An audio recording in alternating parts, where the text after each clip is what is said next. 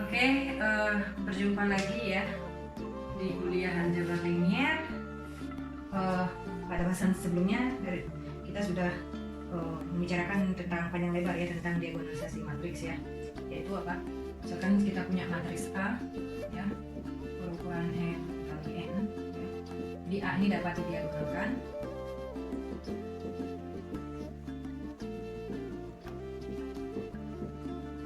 ya, jika ada matriks P yang dapat dibalik ya, ada P yang dapat dibalik,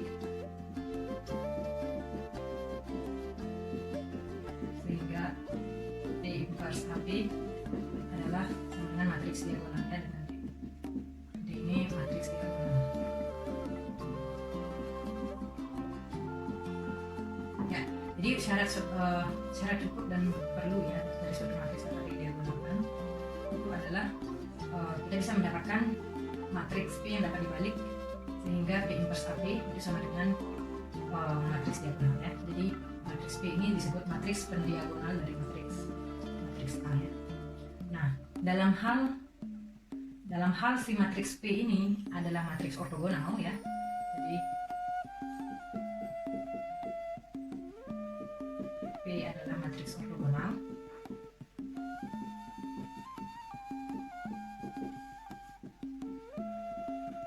Itu matriks ortogonal, matriks yang inversnya itu adalah sama dengan transpusnya ya. Ya, dalam hal P adalah matriks ortogonal, maka A ini dikatakan dapat didiagonalkan secara ortogonal.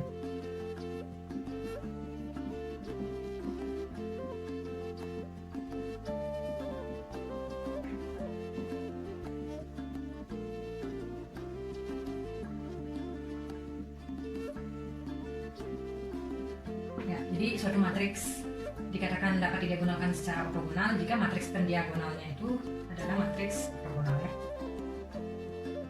Ya, misalkan sekarang kalau kita punya matriks A ini dapat didiagonalkan secara ortogonal ya. Jadi misalkan A dapat didiagonalkan secara ortogonal. Ya, artinya kita punya ada P ortogonal ya, matriks ortogonal ya, sehingga P transpos AP ini adalah sama dengan matriks diagonal ya. Ya, P inverse itu kan sama dengan P transpos matriks ortogonal. Jadi P transpos AP sama dengan matriks diagonal. Ya, kalau kita hitung ya, jadi kita akan dapatkan dari sini dua ruas. Dari kiri kita kalikan dengan P, dari kanan kita kalikan dengan P transpos, maka akan kita dapatkan matriks A sama dengan adalah PDP transpos ya. Ya. Kalau kita transposkan A, ini adalah PDP transpos ya. Ya, ini akan sama dengan gunakan sifat transpos ya. Transpos dari perkalian matriks itu adalah transpos matriks-matriks hasil kali transpos dari matriks tersebut dalam urutan yang terbalik ya. Jadi P transpos adalah P, D transpos adalah ya D transpos P transpos.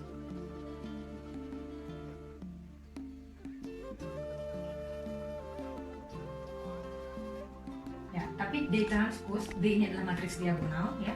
Jadi D-nya matriks diagonal ya.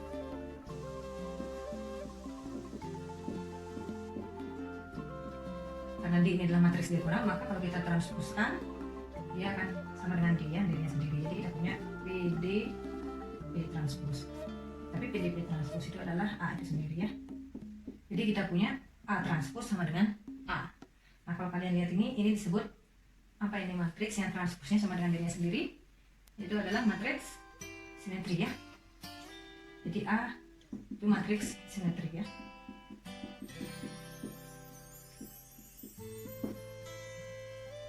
Ya. Sebaliknya kalau kita punya matriks simetri itu pasti bisa didiagonalkan ya secara ortogonal ya. Ya, kenapa kalian bisa cari itu? Kenapa bisa dapat didiagonalkan ya secara ortogonal? Oke. Ya, lalu bagaimana prosedur untuk mendiagonalkan secara ortogonal ya suatu matriks simetri ya? Ya, kalau mendiagonalkan seperti biasa, yaitu kita mencari vektor-vektor basis dari setiap ruang eigennya ya. Kemudian itulah kita susun kemudian jadi kolom-kolom matriks pendiagonalnya ya. Nah, namun kalau mendiagonalkan secara ortogonal, di sini ada ortogonal, si matriks pendiagonalnya itu harus matriks ortogonal ya. Kita tahu matriks ortogonal itu adalah apa tadi, transpusnya, inversnya adalah transpusnya ya. Ya, kalau kita bisa cek nanti kalau kita punya matriks ortogonal ya, pasti kolom-kolom dari matriks itu ortonormal ya. Ingat, ortonormal itu apa, ortogonal dan merupakan himpunan ortogonal dan norma setiap vektornya sama dengan 1 ya. Ya, dan langsung saja ya ke contohnya untuk menerapkan prosedurnya bagaimana ya. Jadi cari suatu matriks ortogonal P yang mendiagonalkan matriks A. Kalian perhatikan si matriks A ini adalah, kalau kalian transpuskan akan sama dengan matriks A itu sendiri ya. Jadi A ini adalah matriks simetri ya. Oleh karenanya bisa diagonalkan secara ortogonal ya. Oke, langkah pertamanya adalah tentunya kita akan sama ya seperti diagonal biasa, kita cari nilai eigen ya dari matriks A ya. Ya, langkah pertamanya kita cari nilai eigennya, yaitu apa? Dengan menyelesaikan persamaan karakteristiknya ya.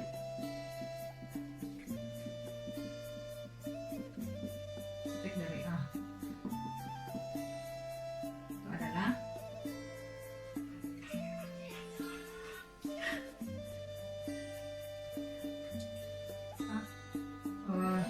jadi A lambda sama dengan 0 ya.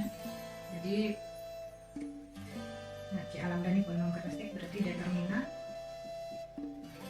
lambda I min A sama dengan 0. Jadi kita harus selesaikan persamaan ini ya.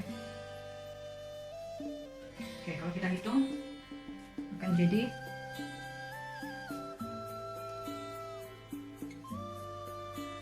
determinan dari lambda min 4 min 2 min 2 min 2 lambda min 4 min 2 min 2 min 2 lambda min 4 ya.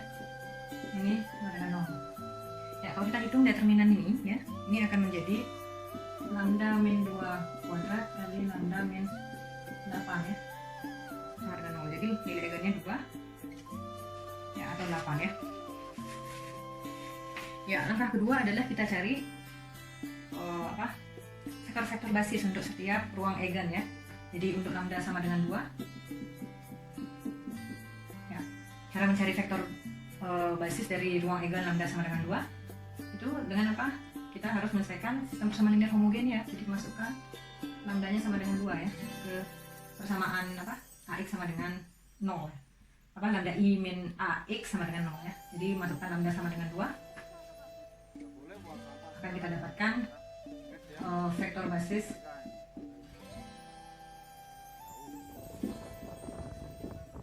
diperoleh vektor basis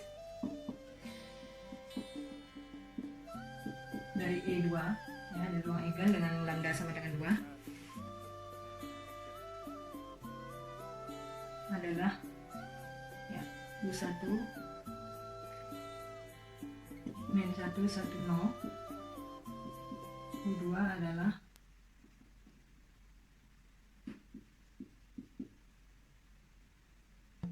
min 1 0 1 ya.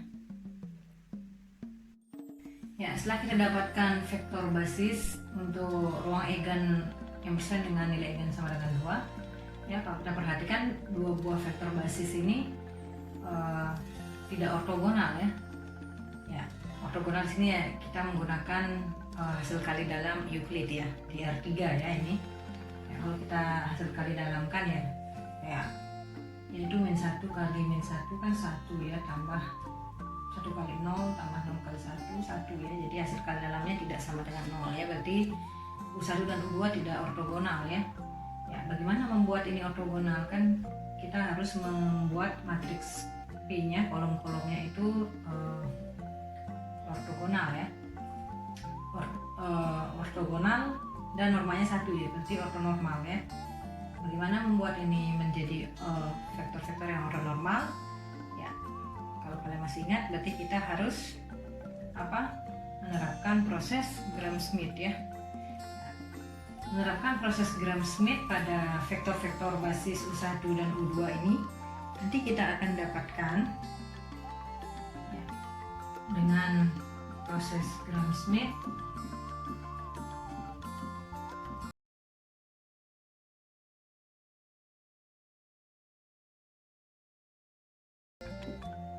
diperoleh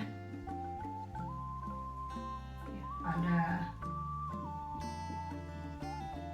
himpunan U1 U2 ya, diperoleh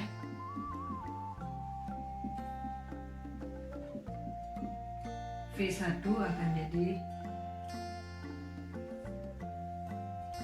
min 1/2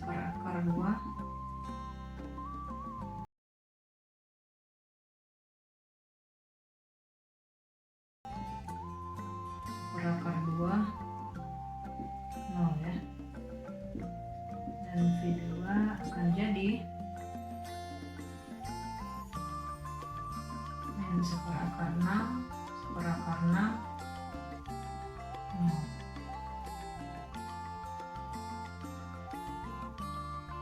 bukan min 2 min 1/6 2/6 ya.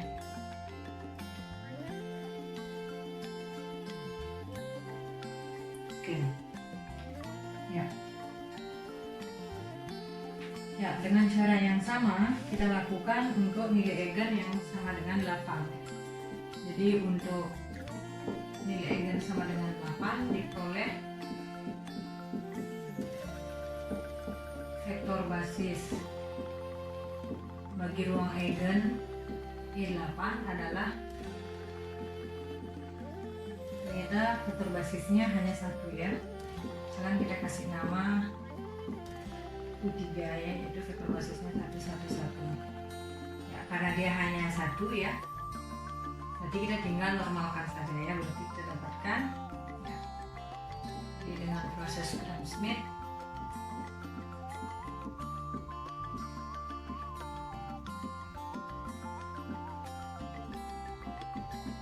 pada himpunan yang istilahnya U3 ini diperoleh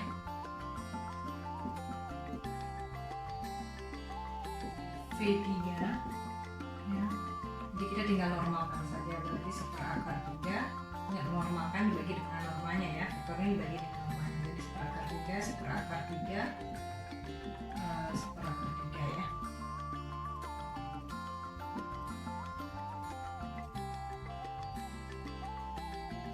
Ya, jadi kita dapatkan vektor basis yang ortonormal ya, untuk lambda sama dengan 2 dan untuk lambda sama dengan 8 ya. Jadi V1, V2, V3 ya.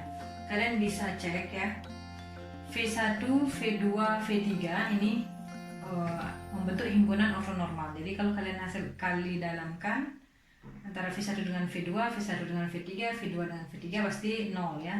Dan normal setiap vektor ini sudah sama dengan 1 ya. Jadi sudah membentuk himpunan yang ortonormal. Ya, kenapa kita, kalau kalian perhatikan ya, kita melakukan proses Gram-Schmidt ini tujuannya apa sih? Tujuannya adalah untuk menjamin dua buah vektor pada ruang eigen yang dua buah vektor basis pada ruang eigen yang sama itu harus ortonormal ya. Jadi ortogonal dan normanya 1. Kemudian ya itu juga karena ini hanya 1 vektor ya, kita tinggal normalkan saja ya. Kalau misalkan ada 2 buah vektor atau 3 buah vektor ya, atau lebih ya, kita terapkan proses Gram-Schmidt ya, sehingga kita akan dapatkan vektor-vektor yang ortonormal ya, yang menjamin kalau kita himpun semua, kita kumpulkan vektor-vektor basis ortonormal dari setiap ruang eigen itu akan bentuk ortonormal lagi. Itu karena matriksnya adalah matriks simetri ya. Kalau kalian cek V1 dan V3, V1 seperti yang katakan tadi, V2 dengan V3 juga akan tetap ortogonal ya. Ya, jadi 1/3 kali min 1/2 tambah 1/3 kali 1/2 kan 0. tambah sepertiga kali 0, 0 ya. Itu juga dengan kalau kita sekedalamkan V3 dengan V2 ya. Ya, jadi kalau kita punya matriks simetri, pasti vektor-vektor eigen yang berasal dari ruang eigen yang berbeda itu pasti ortogonal ya.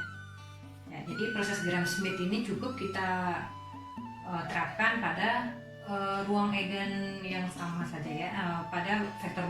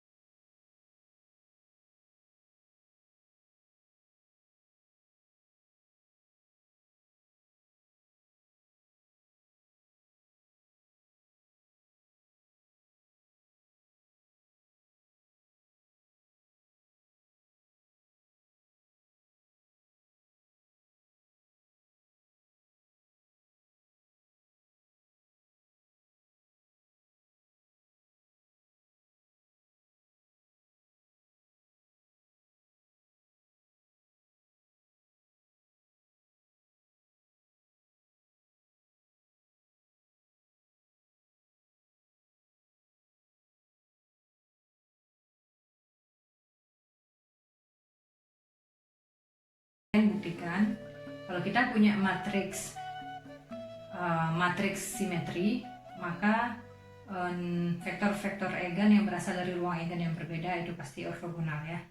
Jadi kita bisa langsung menggabungkan vektor-vektor yang ortonormal dari setiap ruang eigen itu akan jadi tetap ortonormal ya. Sehingga kita akan dapatkan matriks ortogonal P yang mendiagonalkan matriks simetri A tadi. Oke, saya rasa masalah diagonalisasi kita cukupkan. Oh ya, sebelum menutup, kalau kalian perhatikan ya, kita mendapatkan matriks pendiagonal dari matriks ortogonal yang mendiagonalkan matriks A ini itu disusun dari vektor-vektor ortonormal ya, yaitu V1, V2, V3. Ini V1, V2, V3 ini semuanya adalah vektor di R3 ya. Jadi kita punya 3 buah vektor ya eigen yang ortonormal di R3. Ya, ortonormal berarti kan bebas linier ya, bebas linier dan pasti bebas linier ya. Jadi kita punya 3 buah vektor kalau bebas linier di ruang berdimensi 3, berarti kan dia akan menjadi basis ya. Ya, terlebih lagi ini adalah vektor eigen yang ortonormal, jadi berarti akan jadi basis ortonormal. Berarti sama seperti di serupa ya dengan masalah diagonalisasi biasa. Dari masalah diagonalisasi itu sebenarnya ekivalen dengan mencari basis dari Rn ya yang terdiri dari vektor-vektor eigen. Sedangkan untuk masalah diagonalisasi ortogonal itu sebenarnya kita mencari basis ortonormal ya dari Rn ya. Ya dalam kasus ini ya n-nya sama dengan 3 ya. Jadi R3 basis ortonormal dari R3. Jadi masalah pencarian basis ya yang terdiri dari vektor eigen itu sebenarnya tidak lain adalah merupakan masalah diagonalisasi ya. Jadi kenapa kita penting untuk membahas tentang masalah diagonalisasi. Oke, saya rasa sampai sini materi diagonalisasi ya. Kita cukupkan. Jika ada pertanyaan ya atau komentar ya, kalian bisa chat via WA atau langsung komentar pada kolom komentar. Oke, sekian, terima kasih.